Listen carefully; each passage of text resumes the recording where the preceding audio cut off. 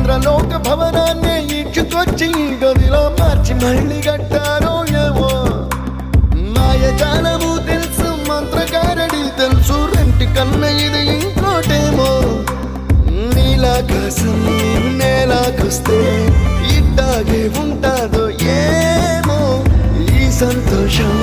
దాచాలంటే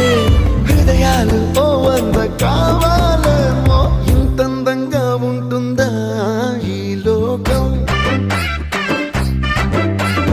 ఇన్నాళ్ళు ఈ మనసుకి తెలియాలేదే పాపం